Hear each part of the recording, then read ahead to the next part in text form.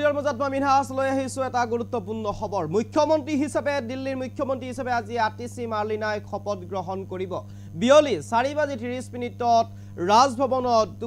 শপত গ্ৰহণ কৰিব আতিশী মাৰ্লিনাই আৰু আতিশীৰ লগত 5 গৰাকীকৈ বিধায়কে মন্ত্ৰী হিচাপে শপত গ্ৰহণ কৰিব আজিৰ দিনটোত আৰু এই মুহূৰ্তত লৈ আহিছো কবিকে আপোনালোকৰ বাবে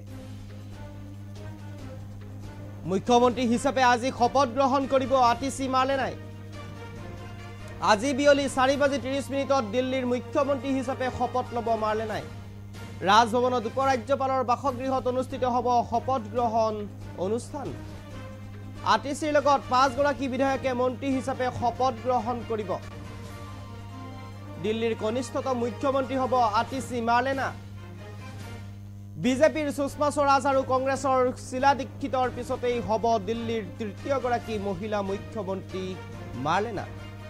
আৰু এই মুহূৰ্তত লৈ যে গুৰুত্বপূৰ্ণ খবৰটো মুখ্যমন্ত্ৰী হিচাপে আতিশী মাৰ্লিনাই শপত গ্ৰহণ কৰিব আজি বিয়লি 4:30 ৰাজভৱনত উপৰাজ্যপালৰ সন্মুখত শপত গ্ৰহণ কৰিব আতিশী মাৰ্লিনাই দিল্লীৰ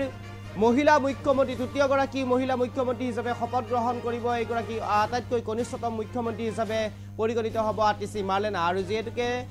অৰবিন্দ কেজৰিৱালে মুখ্যমন্ত্ৰীৰ পদ ত্যাগ কৰাৰ পিছতেই এক প্ৰকাৰ চৰ্চিত হৈছিল কোন হ'ব দিল্লীৰ পৰৱৰ্তী মুখ্যমন্ত্ৰী কোনে গ্ৰহণ কৰিব মুখ্যমন্ত্ৰীৰ আসন আৰু তাক লৈ চৰ্চা হৈছিল মুখ্যমন্ত্ৰীৰ পত্নীৰ অৰবিন্দ কেজৰিৱালৰ পত্নীৰ নামো উল্লেখ হৈছিল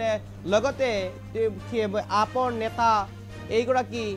আতিশী মাৰ্লিনাৰ নামৰ চৰ্চা অব্যাহত আছিল আৰু অৱশেষত আপৰ গুৰুত্বপূৰ্ণ বৈঠকত সিদ্ধান্ত গ্ৰহণ কৰা হ'ল দিল্লীৰ মুখ্যমন্ত্ৰী হ'ব আতিশী মাৰ্লিনা আৰু এইগৰাকী আতিশী মাৰ্লিনাই হ'ব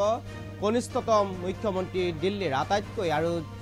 বিজেপিৰ সুষমা স্বৰাজ আৰু কংগ্ৰেছৰ শিলা দীক্ষিতৰ পিছতেই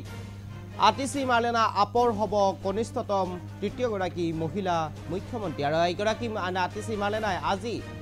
বিয়লি 4:30 শপত গ্ৰহণ কৰিব ৰাজভৱন আৰু উপৰাজ্যপালৰ সন্মুখত শপত গ্ৰহণ কৰিব লগতে 5 গৰাকীকৈ আপৰ বিধায়কে মন্ত্ৰী হিচাপে শপত গ্ৰহণ কৰিব দিল্লীত আৰু ইতিমধ্যে সকলো প্ৰস্তুতি সম্পূৰ্ণ হৈ উঠিছে বিয়লি 4:30 মুখ্যমন্ত্ৰীৰ ভাৰ গ্ৰহণ কৰিব মুখ্যমন্ত্ৰীৰ পদত অধিষ্ঠিত হ'ব এইগৰাকী কনিষ্ঠতম তৃতীয় গৰাকী মহিলা মুখ্যমন্ত্ৰী আতিশী মাৰ্লিনা